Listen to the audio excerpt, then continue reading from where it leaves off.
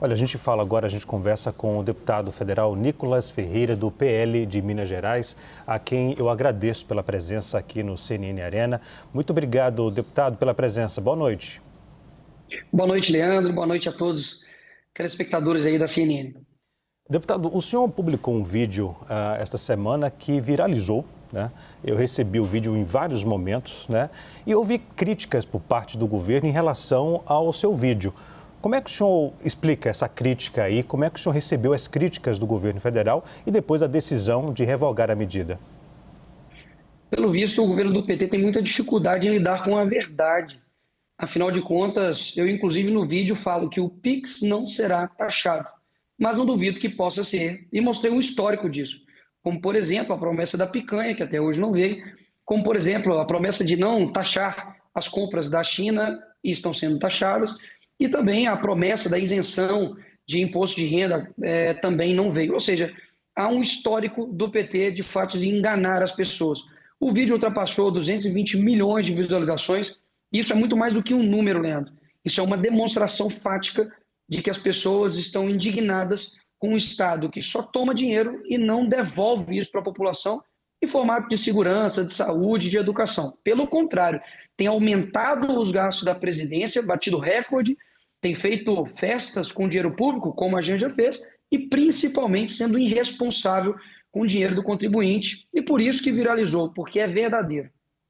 Agora, deputado, autoridades falam que devem abrir um inquérito para poder investigar parlamentares que divulgaram fake news. As autoridades não citam os nomes dos parlamentares. O senhor acredita que pode ser investigado? Eu estou sendo investigado porque eu chamei o Lula de ladrão. Ou seja, inquérito por inquérito, abrir mais um para mim é entrar na fila. Afinal de contas, se você é honesto aqui nesse país, a chance de você ser perseguido é gigantesca. Agora, saudades, né, de quando o Ministério Público Federal, de quando a PGR, de quando o STF se preocupava em investigar a facção criminosa, se preocupava realmente em olhar a corrupção que acontece dentro da política, as malas de dinheiro que foram encontradas, por exemplo, com o Guedel. Saudade de quando, de fato, os criminosos eram os criminosos e não quem faz um vídeo com um fundo preto, sem gastar um centavo de dinheiro público e simplesmente tendo ainda que combater ainda mentiras e ataques por boa parte de uma imprensa que é comprada por esse governo. Deputado, o senhor apresentou, se não me falha a memória, o senhor e mais outros dois parlamentares apresentaram um projeto de lei, é isso? E também uma ação do Supremo Tribunal Federal sobre o caso da Receita? Nós estamos elaborando uma ação de controle de constitucionalidade juntamente ao PL Nacional. É uma peça elaborada, mas, visto a revogação, de fato, não perde-se o mérito, né, nesse sentido. Tínhamos também outras PECs, inclusive uma outra PEC, né, que abrange também a questão do Drex, que há um intuito, sim, pelo que a gente está vendo, de algumas pessoas já acabarem, né, com o papel moeda físico.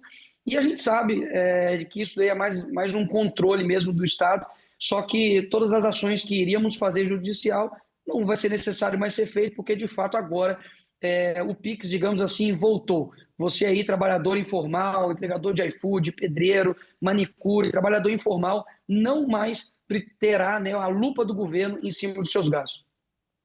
Agora, deputado, o que o senhor acha que aconteceu? Porque houve uma falha, alguns dizem, de comunicação do governo. O próprio governo fala que não, que a oposição que disseminou fake news nas redes sociais, e isso fez com que a população não entendesse o que estava acontecendo.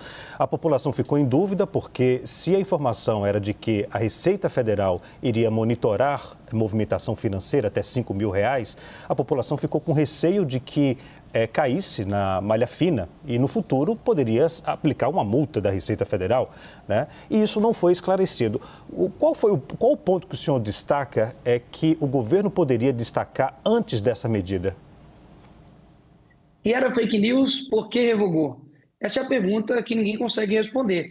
Afinal de contas, é impressionante, né? Eles comunicam algo, a gente recebe essa notícia, mostra a verdade, e eles simplesmente dizem que não, vocês são incapazes de entender. Só o governo do PT consegue entender as medidas deles. E se você discorda, ou se você faz um vídeo elucidativo, você é considerado um fascista, um nazifascista, como, por exemplo, não somente o Haddad mas agora o novo, né, secretário de comunicação do governo, inclusive dou boas-vindas a ele, diz que a oposição ela é fascista. E todo aquele, né, que inclusive está a favor disso ou divulga essas informações também é. Ou seja, se você discorda de mim, você se torna um inimigo. Eu sou o contrário. Eu acredito que a gente precisa concordar em discordar.